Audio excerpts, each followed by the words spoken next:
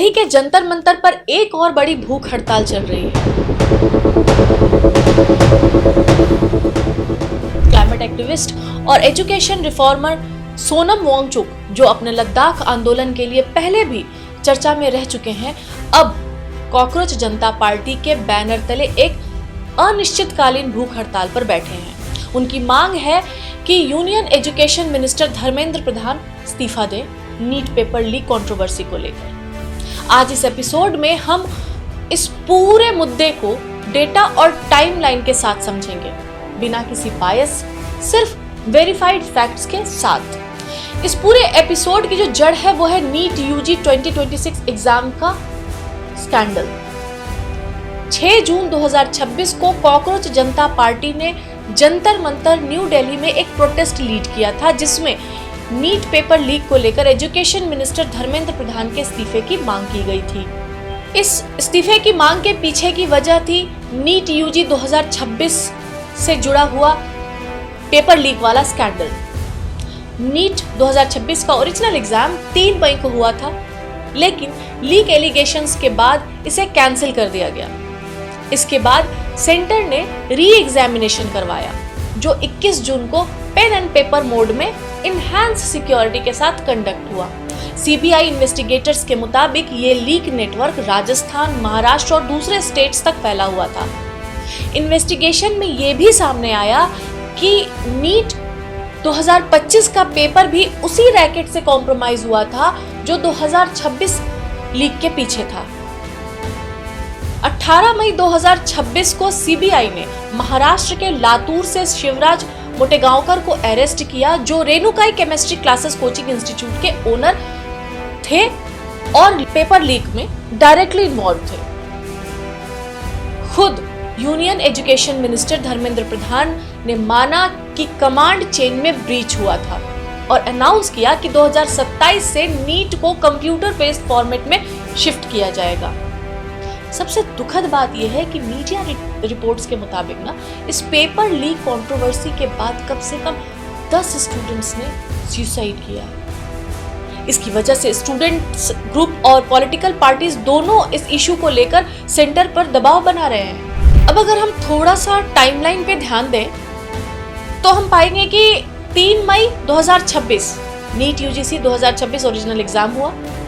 Mid में 2026 में leak allegations के बाद एग्जाम कैंसिल किया गया। सीबीआई की इन्वेस्टिगेशन शुरू हुई। 15 से 18 मई 2026 सीबीआई अरेस्ट शुरू करती है। शिवराज मोटेगांवकर गिरफ्तार होते हैं। 20 जून 2026 सीजेपी का मेन प्रोटेस्ट जंतर मंतर पर शुरू हुआ। अभी मिस्टर वांगचुक इसमें शामिल नहीं थे। 21 जून 2026 री एग्जामिनेशन कंडक्ट हुआ इनहैंस्ड सिक्योरिटी के साथ। 25 जून 2026 को सोनम वांगचुक ने अपने ट्विटर पर एक पोस्ट किया था कि अगर सरकार उनकी मांग को पूरा नहीं करती है तो वो 28 जून से न्यू दिल्ली के जंतर मंतर पर भूख हड़ताल पर रहेंगे। जैसा मैंने पिछले शनिवार कहा, सरकार अकाउंटेबिलिटी, जिम्मेदारी लें। वो चाहे शिक्षा के क्षेत्र में हो आप लोगों की आवाज, वो चाहे पर्यावरण और संस्कृति के क्षेत्र में हो लद्दाख की आवाज। अगर ऐसा कोई अकाउंटेबिलिटी नहीं लेते हैं तो मैं ये कहूँगा कि आने वाले हफ्ते में मैं खुद आप लोगों के साथ अनशन पर बैठूंगा यहीं पर। 28 जून 2026 वांगचुक ने अपने इंडेफिनिट हंगर स्ट्राइक को शुरू किया। उससे पहले राजघाट जाकर गांधी जी को श्रद्धांजलि भी दी। 29 जून 2026 सोनम वांगचुक ने पब्लिकली ऐलान किया कि वो 6 हफ्ते तक फास्ट जारी रखेंगे। जरूरत पड़ी तो फास्ट अनटू डेथ। एआईएसएस से जुड़े स्टूडेंट्स भी पैरेलली फास्ट पर बैठे हैं।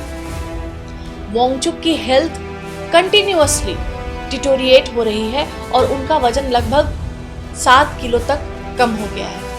उनका ब्लड शुगर लेवल 60 तक गिर चुका है और सीजेपी फाउंडर अभिजीत दिपके ने वार्निंग दी है कि अगर सोनम वांगचुक को कुछ भी होता है तो इसकी जिम्मेदारी सरकार की होगी। सीजेपी का एलिगेशन है कि दिल्ली पुलिस ने प्रोटेस्ट साइट पर लाइब्रेरी सेटअप करने की कोशिश करने वाले स्टूडेंट्स पर हमला किया। और छत्रपति शिवाजी महाराज और भगत सिंह की किताबें हटा दी गई वहां से। सीपीआई लिबरेशन के जनरल सेक्रेटरी दीपांकर भट्टाचार्य और आरटीआई एक्टिविस्ट निखिल डे ने भी इस आंदोलन को सपोर्ट किया है और इसे यूथ के फ्यूचर से जुड़ा नेशनल मुद्दा बताया है।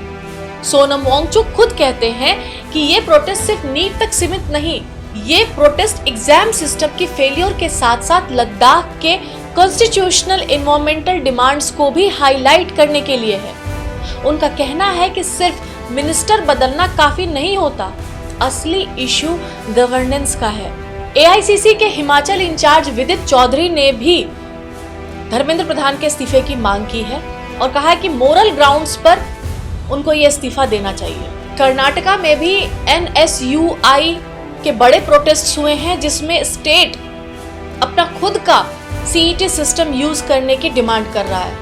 आप लोगों की जानकारी के लिए बता दूं कि सरकार की तरफ से अभी तक कोई ऑफिशियल रेजिग्नेशन या हेल्थ रिलेटेड डायरेक्ट स्टेटमेंट नहीं आया है।